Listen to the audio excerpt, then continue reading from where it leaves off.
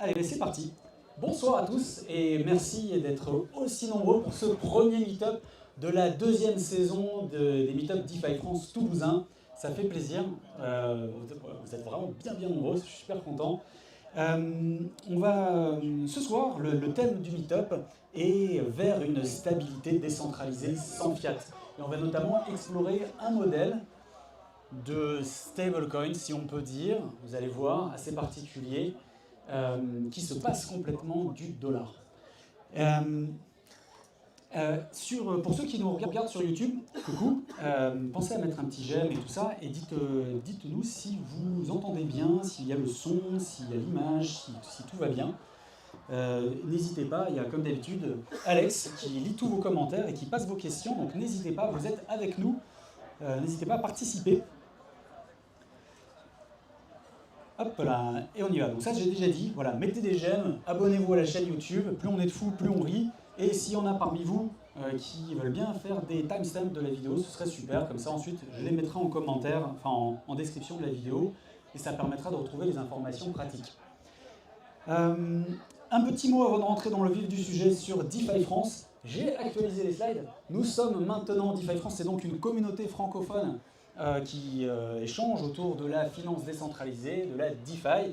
On est aujourd'hui 3674, c'était il y a 2 jours, hein, 3674 membres sur le Discord et 2600 sur Telegram. Donc vous voyez que le flippening a largement eu lieu et on organise des meet-ups un petit peu partout en France pour parler de la DeFi. Et notre objectif, ça va être de démocratiser la finance décentralisée pour toute la communauté francophone, et puis d'animer un espace de discussion, notamment sur le Discord, où toutes les participations sont valorisées grâce à un système de points qui est lié aux emojis que vous recevez sur vos posts.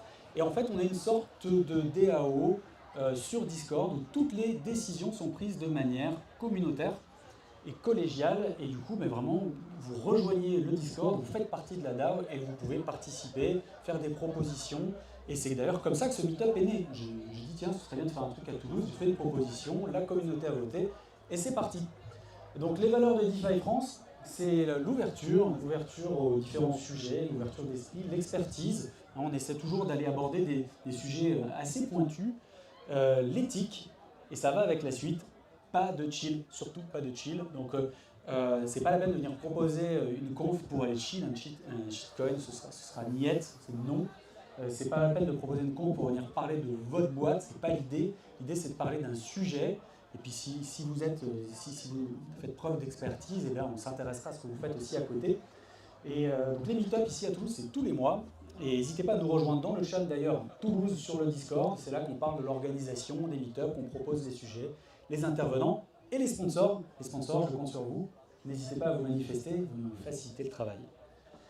D'ailleurs, en parlant de sponsors, avant de parler du sponsor de ce soir, puisque toutes les soirées sont sponsorisées, si vous voulez nous rejoindre sur DeFi France, vous avez ce petit code QR code. Pour vous qui êtes sur YouTube, vous avez un lien sous la vidéo. N'hésitez pas, si vous n'êtes pas encore sur le Discord, vous flashez le code. Vous allez avoir un petit catcha au début. Je crois qu'il faut le faire 2 ou 3 fois. Il est un peu pointilleux. Mais ensuite, c'est ce qui fait qu'on a une communauté plutôt quali et pas trop de bots, même quasiment pas du tout.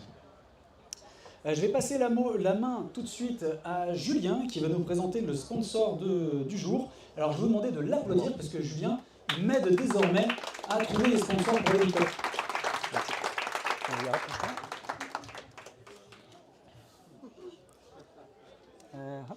Donc on a la chance ce mois-ci d'être sponsorisé par Y2K Finance. Alors YDoka, en grosso modo, c'est un protocole DeFi qui s'est construit sur Arbitrum et qui vous permet de spéculer et de vous hedger sur le PEG et des PEG des stablecoins. Donc grosso modo, je vais faire ça en 2 minutes. Chaque semaine, vous allez pouvoir choisir un stablecoin et parier sur le fait qu'il va rester PEG ou alors est-ce qu'il va se dépeg. Prenons l'exemple, si vous pariez sur le fait qu'il reste PEG et que c'est le cas, vous allez gagner la mise en jeu par ceux qui ont parié sur le dépeg. C'est sur ça que se construit YDoka Finance. Et là-dedans, eux viennent prendre 5% de frais sur la performance. Donc là, le protocole est live depuis à peu près 10 mois sur Arbitrum. Ce que vous voyez ici, c'est la V2 qui sort d'ici 2 semaines environ. Et c'est une refonte totale de l'interface utilisateur qu'ils font. Il prévoit également de s'attaquer à de nouveaux marchés, notamment le marché de la volatilité, le marché du yield. Vous allez pouvoir spéculer et vous hedger sur la variation de yield. Donc voilà, il prévoit aussi de se déployer omnichain. Pourquoi il nous sponsorise? C'est pas pour rien, c'est parce que je l'utilise beaucoup et tous les mois, toutes les semaines même, je fais des analyses de data dessus que je publie gratuitement sur Twitter et ça me sert à titre perso. Et voilà, pour l'intérêt que j'ai porté pour le protocole, ils ont accepté de nous sponsoriser donc ce mois-ci. Donc on peut les remercier et voilà, je ne veux pas m'attarder plus que ça. On a un sujet à élaborer là ce soir. Super. La notion de PEG, ça va pour tout le monde? Super, formidable. Et merci Julien, merci beaucoup et merci Y2K Finance pour votre soutien parce que ça fait vraiment plaisir, c'est ce qui permet à ces méthodes d'exister. Et donc si vous aussi vous avez une société, que ce soit un projet DeFi ou pas d'ailleurs, n'hésitez pas à prendre contact sur le Discord, en commentaire de la vidéo sur YouTube ou là juste après quand on va pouvoir échanger autour de virtuel et de VR. Un meet-up comme ça coûte 200 € à sponsoriser, grosso modo, donc c'est pas grand-chose pour la plupart des boîtes. Et ça nous aide beaucoup à faire avancer le schmilblick et la DeFi francophone. Donc n'hésitez pas à prendre contact, ça nous aide énormément. Et on va pouvoir rentrer dans le vif du sujet. Est-ce que vous êtes prêts? Est-ce que vous êtes chaud? Ouais, mais quel public génial. Ok, allez, on y va. Allez, hop. Hop là. Bon. Intro. J'annonce. Vous le savez certainement, on a besoin de stabilité en DeFi et de manière générale en crypto. Pourquoi, par exemple, à votre avis? Pourquoi on a besoin de stabilité? Sécuriser les fonds. Qu'est-ce que tu veux dire par là, par exemple?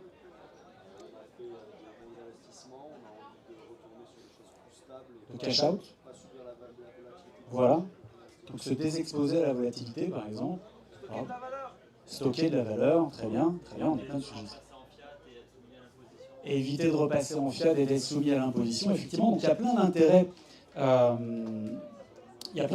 Effectivement dans la stabilité en DeFi, mais et dans les cryptos de manière générale. Mais vous avez peut-être entendu parler du stablecoin trilemma.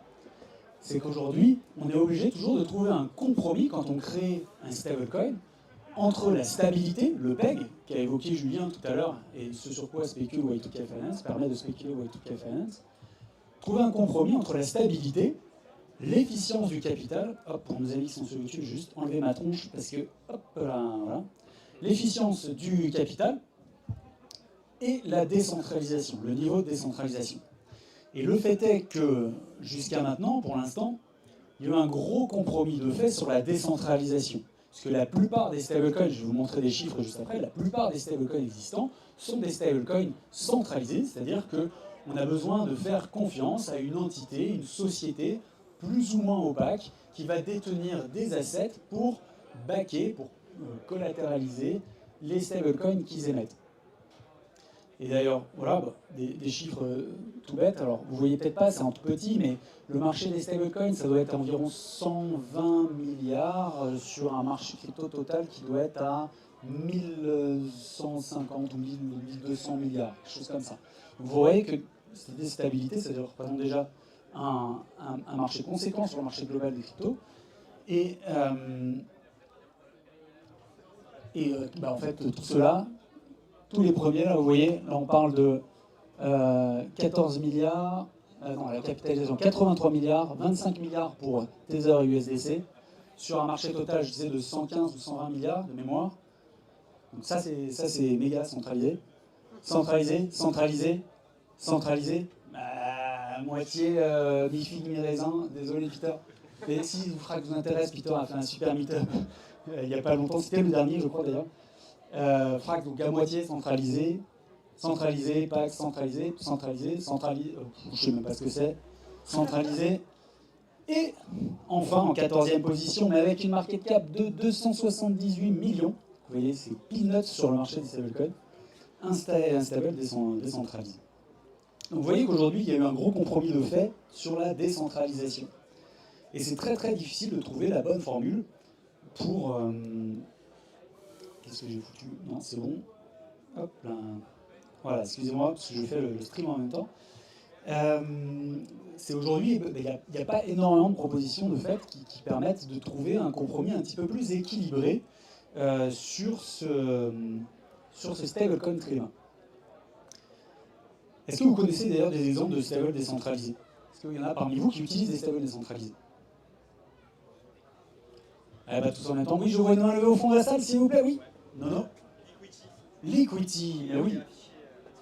Qui était affiché, qui était le fameux 14e avec ses 280 millions de market cap. Effectivement, c'est un très bon exemple, Liquidity, et Liquidity, en l'occurrence, bah, c'est super, c'est très bien, c'est effectivement décentralisé, c'est un protocole qui est complètement immuable, donc en termes de décentralisation, c'est formidable, ça prend que de l'Ether en collatéral. Par contre, ça présente d'autres problèmes, c'est que pour pouvoir créer un LUSD, donc $1, ben, il faut qu'il y ait des gens qui aient envie de lever de la dette. Il faut qu'il y ait des gens qui aient envie de mettre des Ethers en collatéral et de faire un emprunt, de lever de la dette, de s'exposer de cette manière-là.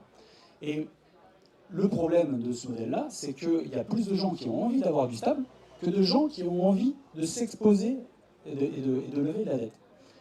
Et en plus de ça, le LUSD demande une surcollatéralisation en Ether qui fait que l'efficience du capital est assez moyenne et donc la scalabilité du stablecoin est limitée. Donc on va voir maintenant ce qu'il pourrait y avoir comme autre modèle. Puis on peut se poser la question aussi, mais pourquoi utiliser un stablecoin qui est peg, qui est corrélé à un actif inflationniste? Vous savez, on n'a jamais imprimé autant de dollars que depuis la crise sanitaire, et l'euro, c'est à peu près kiff-kiff. Est-ce qu'il n'y aurait pas finalement un actif merveilleux, la plupart du temps déflationniste, sur lequel on pourrait se baser? Ben, c'est la question que s'est posée Aladdin DAO. Voilà, c'est Aladdin DAO. Je ne sais pas si vous connaissez Aladdin DAO, c'est une DAO qui build pas mal de protocoles. Ils sont plutôt copains avec tout l'écosystème Curve, les Llamas, etc. Et ils ont notamment construit le protocole Concentrator et Clever. Concentrator qui est grosso modo un autocompounder sur Convex et Clever qui fonctionne sur Convex, mais je ne me souviens plus trop. Et là, bah, eux, en fait, pendant la crise USDC qui a eu lieu en mars, parce que ces stablecoins centralisés, mine de rien, c'est quand même bien de rappeler leurs problèmes, c'est qu'on est obligé de faire confiance, une confiance absolue dans les personnes qui les émettent et dans leur manière de gérer les fonds qui backent le stablecoin. Et en l'occurrence, bah, vous l'avez sans doute suivi, si ce n'est vécu, si peut-être même fait les frais. En mars dernier, l'USDC a sacrément dépeg, plus de 10% de mémoire. Il me semble que je l'ai vu à 0,86, 11%. Voilà. Donc, moins 11% sur un stablecoin, c'est pas tout à fait un stablecoin stable, c'est ce qu'on peut dire. Et à ce moment-là, Aladdin DAO, ils étaient, la trésorerie de la DAO était exposée à l'USDC. Et ils se sont dit, mais plus jamais. Il faut qu'on trouve une solution. Ils ont pondu un white paper pas longtemps après, et là, ils viennent de release le protocole cet été, la début août. Donc ça vous donne une idée d'à quel point ils sont capables de livrer quand même cette team. Ils sont assez solides. Ils ont livré un protocole que je trouvais suffisamment intéressant pour le présenter ce soir, et c'est F2X Protocol. Donc F of X pour les anglophones, et on peut dire FX aussi si on veut. Voilà. Donc l'idée est toute bête. Vous allez mettre des stakes non pas en collatéral, vous allez apporter des stakes. Ça va être toute la nuance. Vous allez apporter des stakes dans le protocole. Et vous allez pouvoir minter au choix, soit du FIS. Donc FIS, ce petit moyen mnémotechnique pour vous souvenir de ce qu'on va dire, ça veut dire fractional is. Mais moi j'aime bien me souvenir de flat is. C'est comme s'il était plat. Je vais vous expliquer ensuite. Vous allez pouvoir minter donc soit du FIS, soit du XIS, du leverage is, ou excited is, pour se souvenir du X, lequel est X, lequel est F. Je trouvais que c'était pas mal. Et en fait, qu'est-ce que ça va être ces deux tokens que vous allez pouvoir minter. Le FIS, ça va être un stable, alors ce qu'on appelle un floating stablecoin, donc sa valeur va pouvoir légèrement varier. Et en fait, le principe du FIS, c'est que ça va être un token dont la volatilité va être à tout moment capée à 10% de la volatilité d'Ether. Ça va jusqu'à maintenant, vous suivez? 10% de la volatilité d'Ether.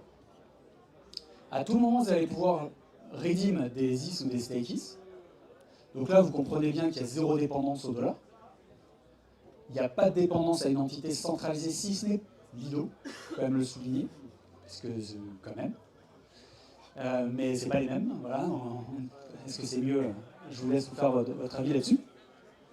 Et puis là, surtout, ce qui va être intéressant, c'est que vous n'avez pas besoin de créer la dette. C'est-à-dire que vous arrivez avec vos stakes et vous récupérez des FIS. Pour la valeur, on va aller rentrer dans les détails juste derrière, vous allez récupérer des S6. Ça n'est pas un emprunt, vous n'avez pas de risque de liquidation. Okay, c'est important de comprendre ça. Il faut sortir du modèle CDP de la plupart des stablecoins décentralisés. C'est vraiment, c'est pas un emprunt. Vous ne créez pas vous-même de la dette. On va rentrer dans les détails derrière. Et il y a un oracle, bien sûr, pour suivre le prix du stakes, et c'est, comme d'hab, Chainlink. Donc, encore une fois, un protocole dépendant de Chainlink, mais bon, j'en connais pas beaucoup qui ne le sont pas, malheureusement. Mais alors, vous allez me dire, parce que moi, ce que je me suis dit, personnellement, ah ouais, mais ça reste volatile, 10% d'Ether, non? Vous n'avez pas dit ça? Mais si on regarde, je suis allé regarder un petit peu la volatilité de l'euro-dollar, parce qu'on est tous plutôt à l'aise pour s'exposer au dollar, alors qu'on vit en France et qu'on dépense des euros tous les jours. Ben ça, c'est la volatilité mensuelle de l'euro-dollar. Donc on voit qu'en moyenne, chaque mois, l'euro-dollar a une volatilité, enfin, en moyenne, on a une moyenne à 4% sur la dernière année de volatilité. Et on est tout à fait tranquille pour la plupart à s'exposer au stablecoin dollar alors qu'on vit en euros. Et on voit qu'on monte même à des 7% de volatilité sur le mois de novembre. Je ne sais pas lequel c'est. Je sais pas de quel est. Maintenant, je vous propose de regarder la volatilité Ether-euro, pour rester toujours avec le même rapport, hein, parce qu'on vit en euros, encore une fois. Et là, on voit que la volatilité moyenne d'Ether-euro, elle est de 25%. Est-ce que vous vous souvenez de comment fonctionne le FIS? Le FIS, c'est 10% de la volatilité d'Ether. Donc ça veut dire que vous décalez la virgule ici, la volatilité moyenne de FIS par rapport à l'euro, elle est de 2,5%. Alors, encore une fois, hein, comme toujours, les données passées ne présagent pas des futurs, blablabla.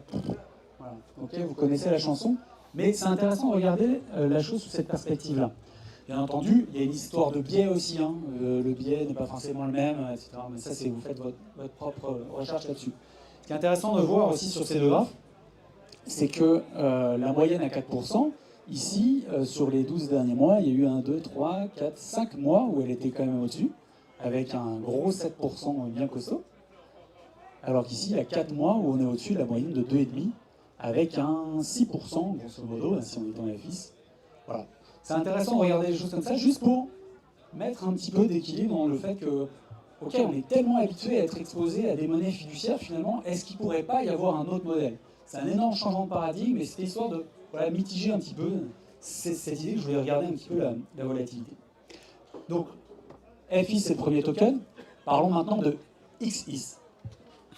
Donc là, ça va être un Ether, par contre, extrêmement volatile, un Ether avec levier, un levier qui va varier de 1 à 4x par rapport à Ether, donc une énorme potentielle volatilité. Sauf que là, contrairement à la plupart des autres solutions pour prendre du levier sur Ether, vous n'allez pas avoir de funding fee comme sur un PERP par exemple. Vous n'allez pas avoir très peu de risque de liquidation. On va rentrer dans les détails de tout ça juste après. Il n'y a toujours pas d'entité centralisée autre que Lido.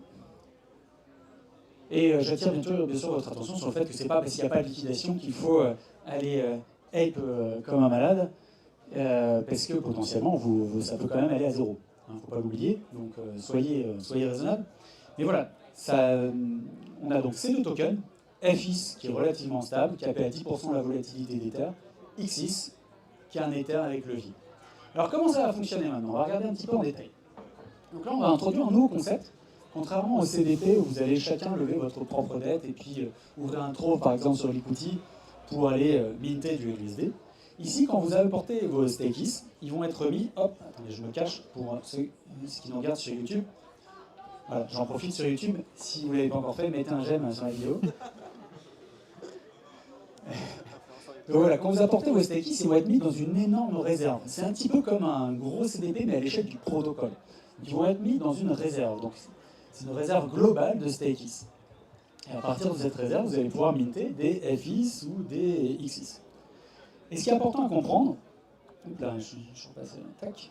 Ce qui est important à comprendre, c'est qu'à tout moment, vous voyez, la valeur de la réserve globale de stakes va être équivalente à la valeur globale des FIS et la valeur globale des XIS. Ok? Ça va jusqu'à maintenant? Si vous avez des questions, n'hésitez pas, et également pour ceux qui nous regardent sur YouTube, il ne faut pas hésiter à poser vos questions. Parce que c'est pas forcément simple à saisir, c'est quand même assez nouveau comme manière de voir les choses. Maintenant, on va prendre un petit exemple pour essayer de comprendre comment ça fonctionne. Imaginons que dans notre réserve globale, on ait une valeur de stakes de 200 $. On va avoir 100 $ de FIS en circulation, 100 $ de XIS en circulation. Jusqu'à maintenant, ça va? On va imaginer maintenant que Ether prend 10%. Qu'est-ce qui se passe? À tout moment, rappelez-vous, comme je vous l'ai dit juste avant, la valeur de la réserve globale est égale à la somme de la valeur de la réserve, la valeur totale des FIS et la somme de la valeur totale des XIS. Okay, donc ah oui, c'est important de comprendre, ouais, c'est que le système va toujours prioriser la volatilité capée à 10% pour FIS par rapport à XIS. C'est sa priorité. C'est-à-dire dès qu'il y a un mouvement de marché, le but du protocole, c'est de maintenir les 10% de volatilité sur FIS pour qu'il reste flat, pour qu'il reste stable. Okay, donc là, on prend 10% sur Ether. Qu'est-ce qui se passe? La valeur de la réserve globale, elle passe donc à 220 $. Ça va jusqu'à maintenant les maths? Super. Donc, priorité, on capte. Ah, on en a un qui est perdu. La pinte était trop forte. Donc, la priorité, c'est de caper FIS à 10% de la volatilité. Donc, qu'est-ce qui se passe? FIS, la valeur d'FIS, elle passe à 101 $. OK? Et à partir de ça, on va pouvoir déterminer la valeur de la réserve de XIS. Puisque la prio, c'est de caper FIS à 10%. Et donc, la valeur de la réserve de XIS, elle passe à 119 $. OK? Donc, vous voyez bien que la règle est respectée, la constante est respectée, la valeur de la réserve globale est égale à 220, soit les FIS pour 101 $ plus les XIS pour 119 $. Ça fait bien 220. Ça va pour tout le monde? Oui, alors, un petit instant, je vais passer le micro pour qu'on puisse t'entendre. Julien avait gardé le micro, j'espère que tu n'as pas dit trop de conneries, parce que nos amis sur YouTube. Tiens, vas-y. Ouais, je parle dans quoi? Ouais, parle dans celui-là. Ouais, ok. C'est pour revenir sur un élément sur lequel je pense qu'on va pas revenir du coup, donc je préfère poser la question maintenant. C'est sur ce slide ou pas? Non, c'est bien avant, c'est par rapport au mint, pour revenir au tout début. Parce que ça a un lien du coup avec ce qu'on vient d'évoquer là. Ok, Et, on a besoin du slide ou pas? Non, pas spécialement. Ok. Non, non. En fait, la question c'est de savoir le mint, comment il fonctionne. Parce que là, du coup, on voit l'évolution. Bon, du coup, ça équilibre par rapport au pourcentage, etc. Ouais. Donc ça, c'est ok. Mais la question, c'est de savoir pour le mint, comment c'est attribué. Est-ce que c'est un pourcentage de rentabilité? Est-ce que c'est des tokens qui se débloquent petit à petit? Est-ce que c'est... Comment ça fonctionne? Je pense que tu vas comprendre, tu vas comprendre avec les slides qui viennent. Ok. Parce qu'en fait, l'idée, c'est que cette constante de réserve globale, qui est égale à la valeur de réserve de l'un et de l'autre, elle va permettre de déterminer pour combien de stakes tu vas avoir combien de FIS et pour combien Ok. de FIS. Et comment sont répartis les... Tu vas respecter toujours ça.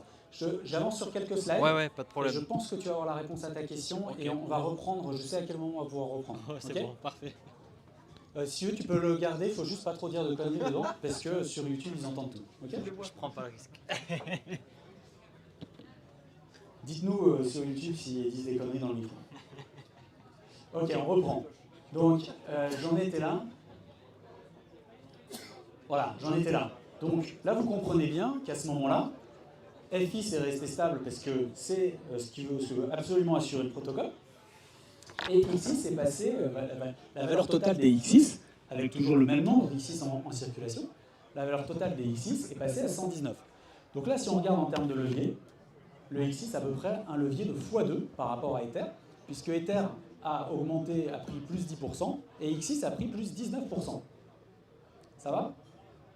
Et notre FX a pris juste son 1%, donc 1/10 de la volatilité d'Ether. Formidable, ça fonctionne.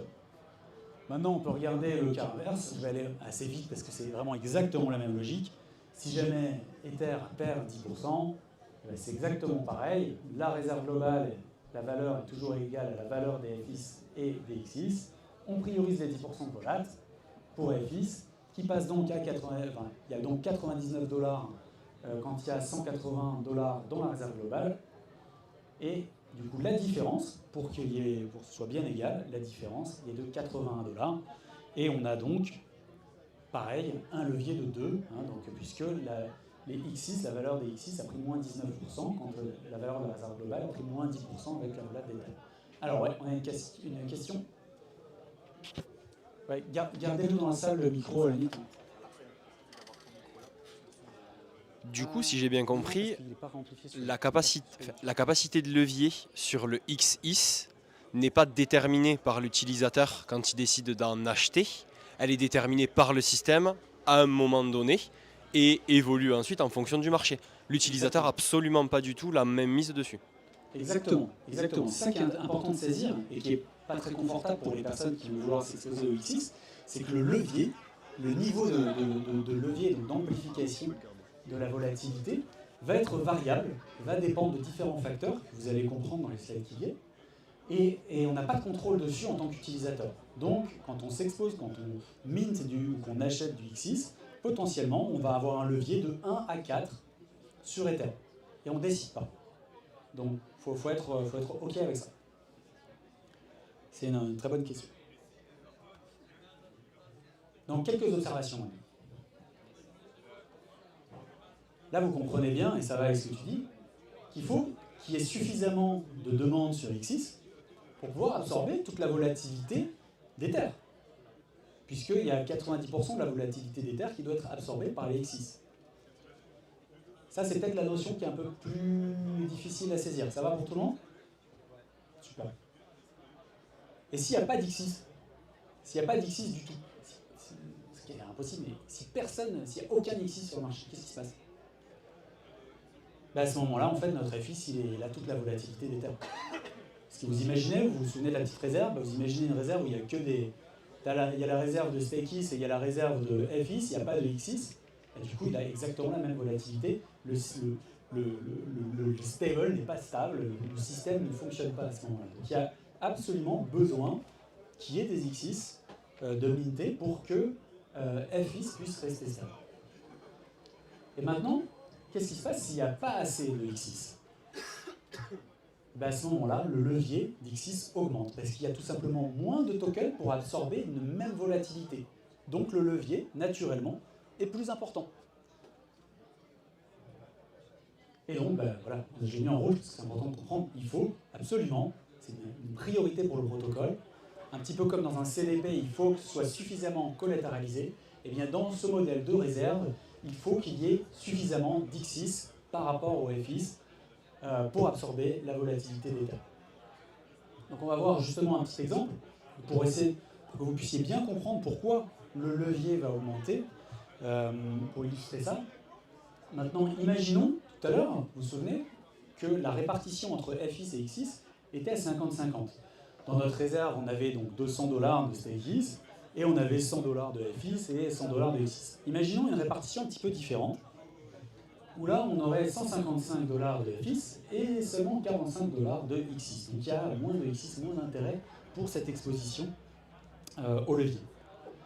Imaginons pareil la même variation de marché où l'Ether prend plus 10%. Qu'est-ce qui se passe à ce moment-là? Souvenez-vous, donc la réserve globale, comme tout à l'heure, elle passe à 220 $. Le FIS, on se souvient, la priorité c'est de maintenir 10% de la volate d'Ether, donc le FIS il passe à 156,55, ça marche, no problemo. Et hop, je me cache pour le YouTube, que vous puissiez voir, tac. Et à ce moment-là, le XIS il passe à 63,45 $, puisque c'est tout simplement la différence. Et donc là, qu'est-ce qu'on a comme levier? 41% quand Ether a bougé de 10%. On a un levier x4. Alors toi, tu arrives, tu mines tes X6 parce que tu as un levier à peu près de 1,5, tu es tranquille avec ça, ça va bien. Et là, paf, d'un coup, il y a plein de F6 qui sont mintés, pas beaucoup de X6, et tu te retrouves à avoir un levier x4, tu n'es pas prêt. Donc c'est important de suivre ça. Et le protocole, bon, l'idée du protocole surtout, c'est de pouvoir garantir la stabilité de FX, mais le protocole, il veut aussi faire en sorte que les gens ne se retrouvent pas non plus avec un levier trop important. Mais la priorité, c'est vraiment garantir la stabilité de FX. Oui ? Le levier x4, c'est 400%, mais là, tu as 41% par rapport à 10%. Ah oui, ok, d'accord. Ouais. J'ai cru que tu me faisais le petit coup de stress en mode de poser une multiplication comme ça dans le rush. Tout cas,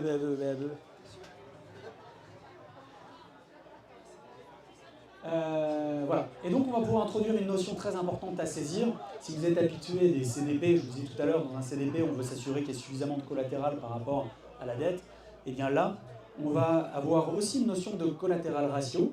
Mais sur f de x, on va tout simplement suivre le ratio entre la valeur de la réserve globale et la valeur des FX en circulation. Ça va nous donner un collatéral ratio. Et l'objectif du protocole, ça va être de le maintenir à 130%, 1,3. Okay, parce que tout simplement, 130%, c'est l'exemple que je viens de vous montrer. Ça veut dire que les X6, ils ont un levier x4. Ok, et on va voir maintenant comment ils font pour s'assurer que ce collatéral ratio reste tout le temps supérieur à 130%. Ils ont pas mal de mécanismes en place qui sont assez astucieux et qu'il va falloir observer dans des mouvements de forte volatilité pour voir si ça marche. Donc le collatéral, si jamais le collatéral ratio passe sous les 130%, le système va passer en stability mode. Bon, jusque-là, ça va. L'idée, c'est de maintenir la stabilité de FX. Donc à ce moment-là, il va être impossible de minter des FX. On va pouvoir minter que des X6, parce que le but, c'est qu'il y ait plus de X6. On va supprimer les frais de rédemption. Je vais vous expliquer le détail des frais du protocole juste après. On va supprimer les frais de rédemption pour FX. Donc, pour inciter les gens à récupérer leur StakeX à la place de FX. Okay, parce que ça ne va rien leur coûter. Normalement, c'est 0,25%. On va supprimer les frais de mint pour X6, qui sont habituellement de 1%. Là, il n'y en a pas, vous pouvez y aller, minter, faire du levier à fond, comme ça vous rééquilibrez le système. Et on va augmenter les frais de rédemption pour X6, qui, je crois que de base, sont, on va voir ça juste après, de 1%, ils vont passer à 8%. Donc là, ça calme. Donc voilà, l'idée, là, dans ce mécanisme, vous l'avez compris, c'est d'augmenter la proportion de X6 par rapport au FX. Et en même temps, il va y avoir un autre modèle. Alors, d'abord, je vous explique les frais rapidement. Vous voyez ici, ça c'est un extrait du white paper de FX. Vous avez la première ligne, c'est quand le collatéral ratio est supérieur à 130%, le protocole est en mode normal, tout fonctionne. Pour minter des FX, ça vous coûte 0,25. Pour redeem vos StakeX à partir des FX, c'est 0,25 également. Donc on est sur un modèle de frais qui est assez similaire à nos CDP favoris, notamment l'equity, c'est du 0,5%, sauf que là c'est divisé entre le moment du mint et le moment du redeem. Les X6, c'est 1% à chaque fois au mint et au redeem. Par contre, dès qu'on passe en stability mode, eh ben, on ne peut plus minter de FX, on peut les redeem gratuitement, on peut minter des X6 gratuitement, et par contre les redeem c'est 8%. C'était ça. Ils ont un autre système pour stabiliser, enfin un autre mécanisme pour stabiliser le système qui va, pour les aficionados de l'equity, et je sais qu'il y en a quelques-uns dans la salle, vous rappeler quelque chose, ça s'appelle la rebalancing pool. Donc ça rappelle un petit peu bien sûr la stability pool de l'equity. Et là le système, l'idée, alors approchez-vous parce que j'aurais peut-être dû faire un slide, je ne l'ai pas fait. L'idée de la rebalancing pool, c'est que ça va être une pool un petit peu comme la stability pool de l'equity, où vous allez pouvoir déposer des FX dedans. Quand vous déposez vos FX dedans, vous allez permettre de sécuriser le système. Mais avant même de sécuriser le système, vous allez percevoir du yield. À votre avis, il vient d'où ce yield? Mais oui, il y en a qui suivent. Il va provenir des StakeX. Parce que rappelez-vous, ce n'est pas de l'Ether qu'on met dans le système, c'est des stake Ether. Et ces stake Ether, ils rapportent un rendement. 50% du rendement de toute la réserve globale va être redirigé vers la rebalancing pool. Et 50 autres pourcents vont permettre de constituer la trésorerie du protocole. Donc imaginons que vous soyez tout seul dans la rebalancing pool, vous prenez tout le yield de 50% de toute la réserve. Nice. Bon, c'est pas le cas, là le yield il est à peu près à 4-5% de mémoire. Mais en plus de ça, ça va vous permettre, en cas d'un collateral ratio qui passerait sous les 130%, ça va vous permettre, eh bien, entre guillemets, de DCA en fonction des conditions de marché, et d'acheter du Stakis à bas prix, puisque le cas le plus courant où le collateral ratio pourrait passer sous les 130, rappelez-vous, c'est s'il n'y a pas assez de X6. Dans quel cas de configuration de marché, les gens ne voudraient pas être en levier sur Ether, c'est probablement d'un fort mouvement soudain à la baisse. Mais à mon sens, il y a un moment aussi où s'il y a un mouvement à la baisse, il y aura aussi des gars qui voudront prendre du levier pour profiter de la hausse. Donc c'est sans doute sur des moments assez courts. Mais dans ces moments-là, qu'est-ce qu'elle va faire, la rebalancing pool? Eh bien, en fait, elle va aller redeem les FIs qui sont dedans, que vous déposez dedans. Elle va aller les redeem pour des Stakis. Et donc, vous allez vous retrouver avec des Stakis achetés potentiellement sur un dip. Donc, vous faites du yield, et s'il y a besoin, vous achetez des Stakis au moment d'un dip. Ensuite, à vous de voir quand vous sortez ce que vous faites, machin, vous faites votre popote avec ça. Donc ça, c'est les deux premiers mécanismes de sécurisation du protocole, de stabilisation. Mais ça ne suffit pas forcément. Alors, ils ont fait plein de backtesting en fonction de la volatilité historique d'Ether, etc. Et ils ont prévu d'autres niveaux de sécurisation. Si jamais, une fois que la rebalancing pool est vide, si jamais, à un moment donné, elle est vide, il y a d'autres mécanismes qui vont se mettre en place. Ils vont notamment utiliser leur trésorerie, la trésorerie du protocole, vous vous souvenez, donc tout ce qu'ils ont accumulé avec les autres 50% du yield des stake Ether de la réserve, pour pouvoir incentiviser les gens à minter des X6, donc à prendre du levier. Il va y avoir, non seulement ça leur coûte rien du tout de minter des X6, mais en plus de ça, ils vont avoir des rewards pour le faire.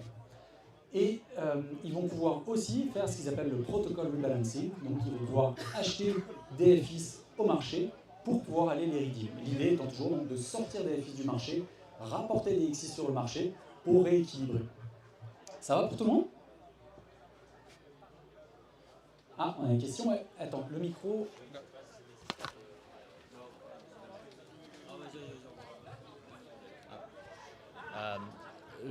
Du coup, c'est difficile comme ça d'avoir un regard, mais je me demande si ils ont forcément dû le backtester, mais en cas de marché baissier, voilà, où on peut faire des moins 50, moins 60%, Ouais. même sur de l'Ether, Ouais. est-ce que finalement la rebalancing pool est suffisante? Bon, ça, du coup, c'est difficile de le savoir puisqu'il n'y a pas d'historique, mais ça fait quand même beaucoup de liquidité en moins. Quand on mange un moins 50, moins 60%, est-ce que c'est suffisant, sachant qu'ils n'ont pas forcément eu le temps de construire leur trésorerie, etc.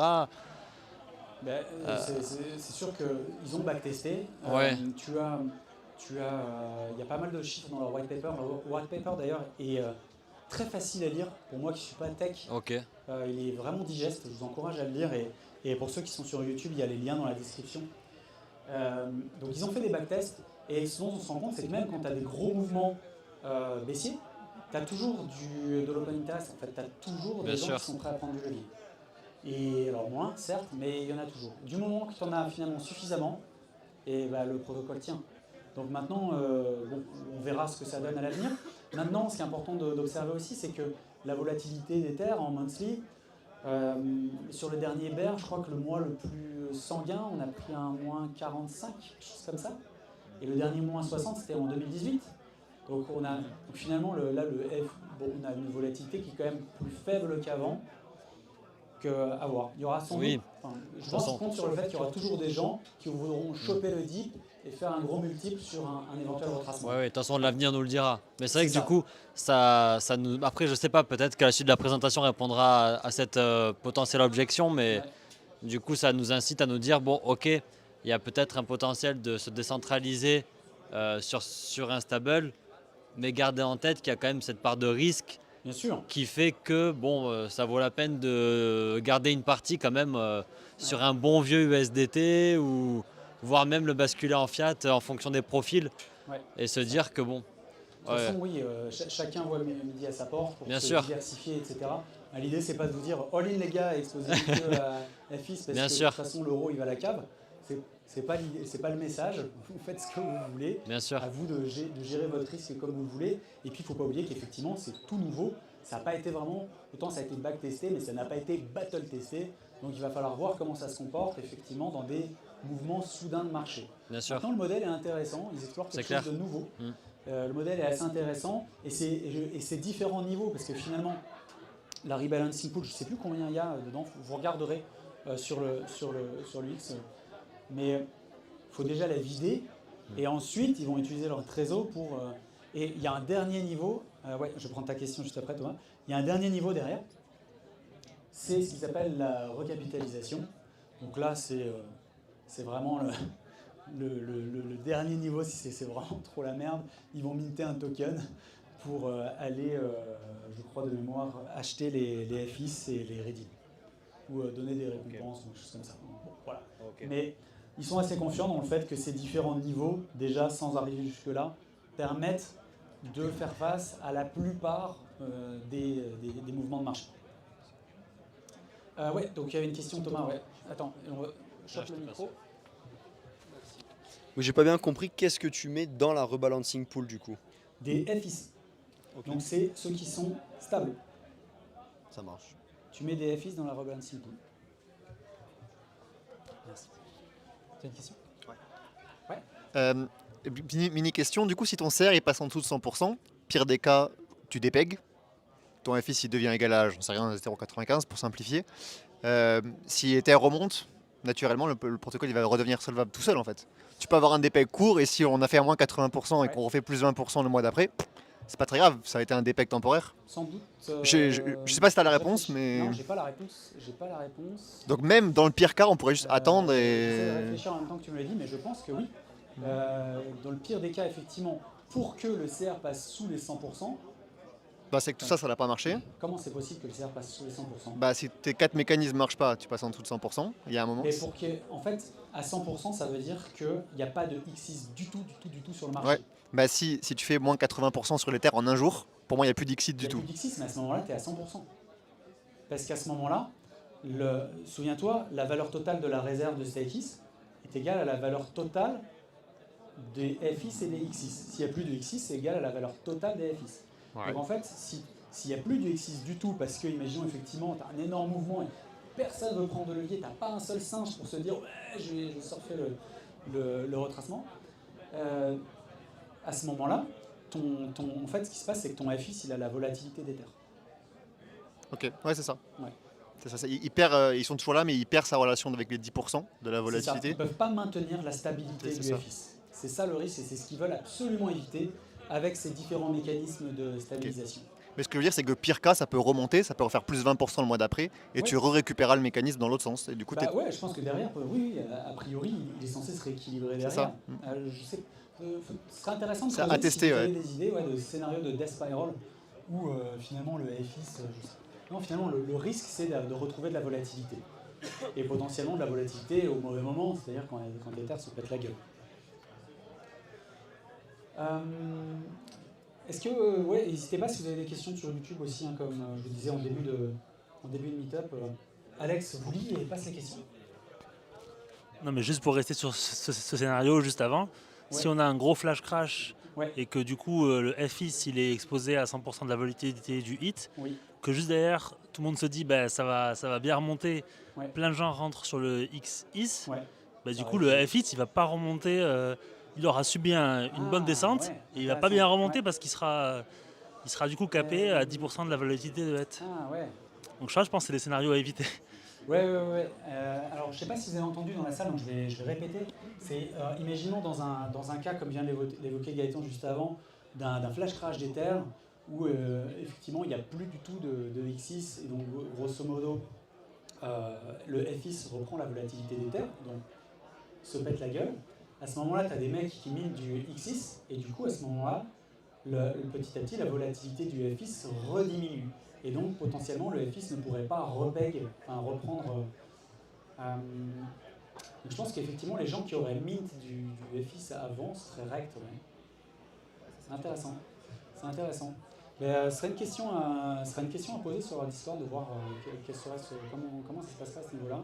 Et est-ce que, du coup, avec finalement leurs différents niveaux, et notamment le dernier point de la recapitalisation, est-ce que c'est pas justement le terme recapitalisation qui permettrait de recapitaliser le FX à ce moment-là, les FX déjà en circulation? Peut-être qu'ils interdiraient de monter l'UX Ouais. que tu n'as pas récupéré ton PEG. Ouais, bah oui, parce que attends, non, le X6 justement il encourage à binder. Ouais, je sais pas, intéressant. Attends, je vais te passer le micro. Mais je vais passer la question sur le Discord pour voir un petit peu si ils ont étudié qu'est-ce qui se passerait dans ce genre de cas de figure. Puis je le mettrai en commentaire aussi sur la vidéo YouTube. Ce que j'allais dire, c'est à l'inverse, s'il y a un pump de Ether, ouais. Si ceux qui sont exposés au X6 se retirent pour prendre le profit, ouais. C'est pareil, tu peux te retrouver à avoir pas assez de X6 pour absorber le dump en fait. Oui, tout à fait. Donc c'est un risque qui existe, c'est pour ça qu'il y a ces mécanismes, mais il compte encore une fois sur le fait que dans n'importe quelle condition de marché, il y a toujours des gens, et c'est d'ailleurs la beauté, comme ça que les plateformes d'échange font de l'argent, hein. Il y a toujours des gens qui sont là, qui sont chauds pour s'exposer en levier en fait. Et donc je pense qu'ils misent vraiment là-dessus, sur le fait que, vous voyez une courbe de l'open interest au global depuis l'existence d'Ether, dans leur il me semble que c'est dans leur white paper ou dans leur doc, vous voyez qu'en fait il y a toujours des gens qui sont chauds pour prendre du levier sur Ether. Toujours, peu importe les conditions de marché finalement. Donc oui, maintenant à voir si on n'aura pas ce type de scénario. Donc d'un point de vue utilisateur, finalement, si on résume, je suis bullish sur Ether, qu'est-ce que je fais? J'ai mis du X6, parce que je suis bullish, je prends du levier, c'est la fête, enfin un gros leverage. Si je suis neutre, je mine du FX. Question piège, si je suis bearish Ether, qu'est-ce que je fais?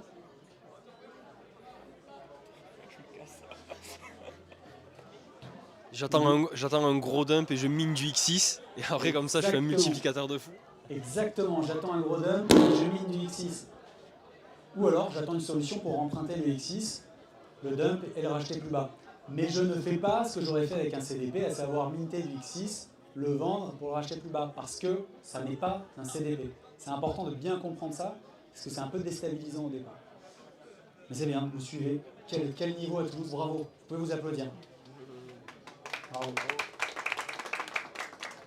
Donc en conclusion, et c'est parfait, je respecte parfaitement mon timing, on va pouvoir prendre l'apéro avant le match. On voit l'émergence d'un nouveau modèle qui est assez intéressant, et d'ailleurs je vous invite à lire l'article de Token Breeze qui est paru cette semaine, qui en parle beaucoup, parce que c'est également le type de parti pris que fait Liquidity avec leur nouvelle version. Un nouveau modèle qu'on appelle Reserve Backed, en fait, donc au lieu d'avoir une dette personnelle, c'est le protocole qui va avoir une réserve. Donc ça, c'est assez intéressant à observer, de suivre comment ça va se comporter. Donc là, il n'y a pas de nécessité de prendre un levier personnel pour pouvoir minter du stable. Et ça, c'est un vrai changement de paradigme aussi dans l'univers des stables décentralisés.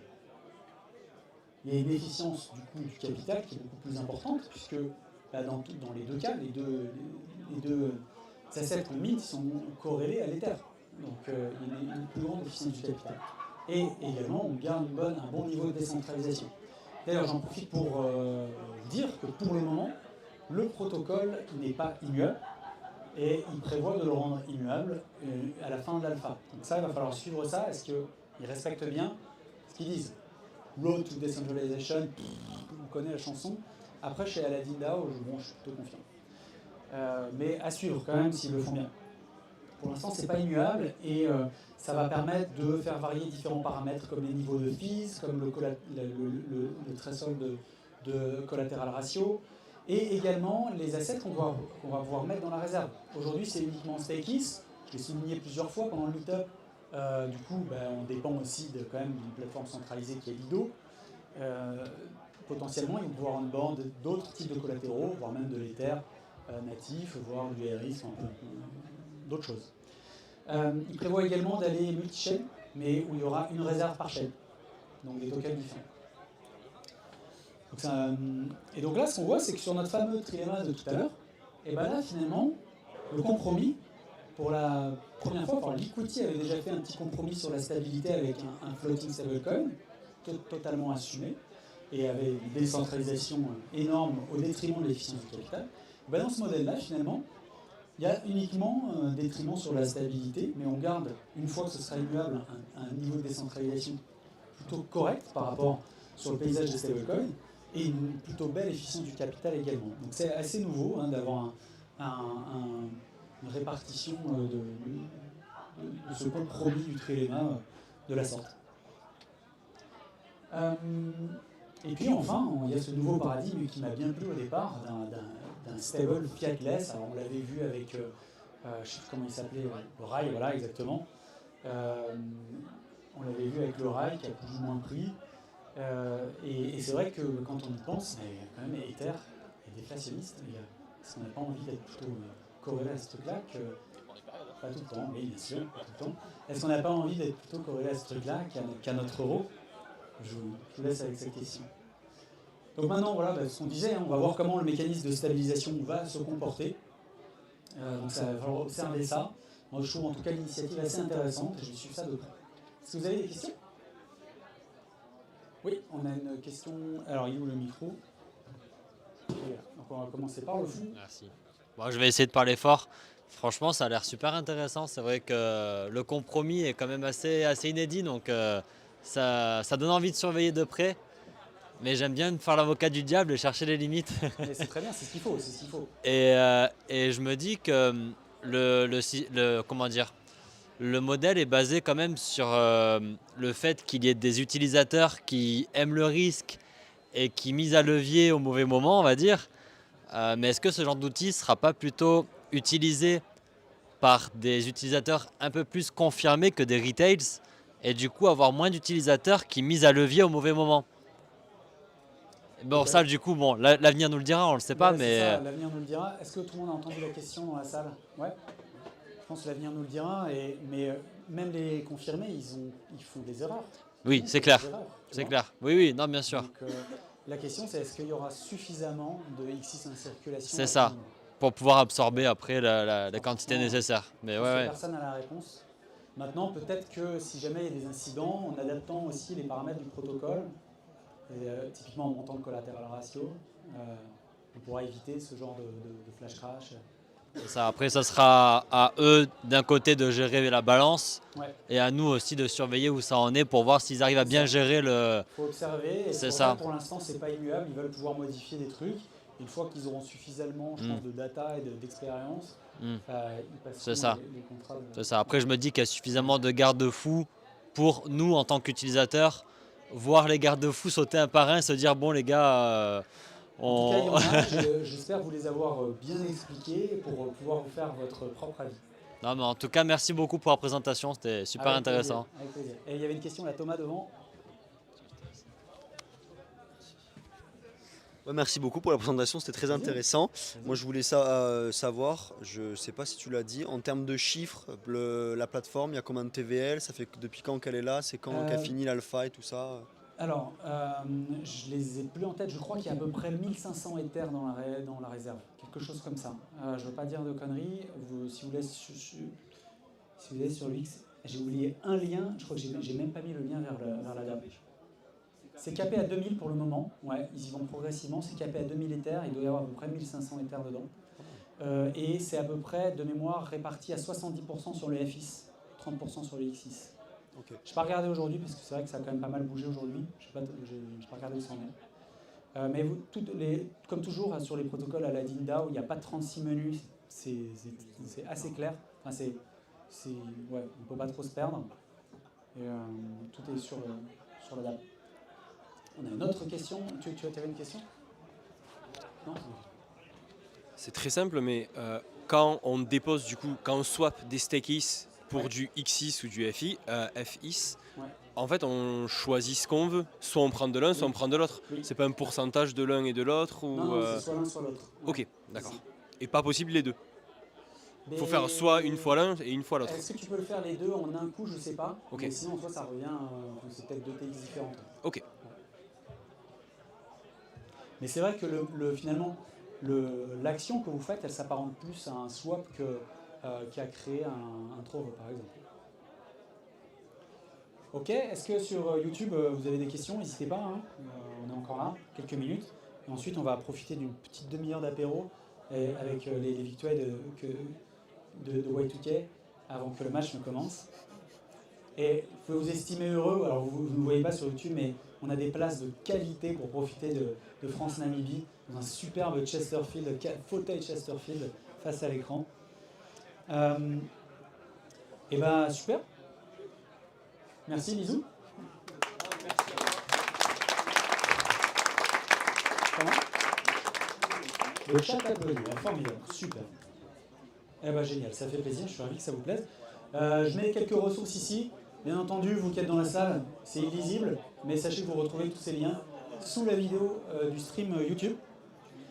Prochain événement à Toulouse, eh bien, ce sera le 19 octobre avec Gaët Semp qui est ici présent, Gaëtan d'Alira, qui fera un sujet un peu plus axé Ethereum que DeFi, mais tout aussi passionnant. Donc 19 octobre, vous pouvez le noter dès maintenant, ce sera au même endroit. Et je tiens à remercier chaleureusement notre sponsor, Y2K Finance. Je tiens à remercier également Julien pour son aide dans la recherche de sponsors. Merci beaucoup, ça fait plaisir. Ça m'allège énormément. Et puis bien sûr, Alfou, qui lit vos messages et qui s'assure que le stream fonctionne bien et me passe les messages sur YouTube. Encore une fois, n'hésitez pas à nous rejoindre sur Discord. Je remets le petit QR code. Sur YouTube, vous avez le lien sous la vidéo. Rejoignez-nous, c'est ici que tout se passe. Si vous voulez organiser des événements dans une autre ville de France, il y en a à Bordeaux. On a commencé à Bordeaux il n'y a pas longtemps et il y en a un autre qui se prépare. À Lyon, ça s'active pas mal pour remettre les choses en place. Il y en a à Paris. Mais si vous êtes à Marseille, si vous êtes à Nice, si vous êtes à Lille, vous êtes à Rennes, bah allez-y les gars, à Nantes, motivez-vous, à Brest, motivez-vous. Il y aura toujours des gens sur le Discord qui seront chauds pour vous aider dans votre démarche. Donc rejoignez-nous, plus on est de fous, plus on rit. Et pour ce qui est de YouTube, on va s'arrêter là. Donc je vous souhaite à tous une très très bonne soirée. Et on se retrouve donc le 19 octobre. Et puis pour ceux qui sont dans la salle, eh bien vous allez avoir droit à un petit pop.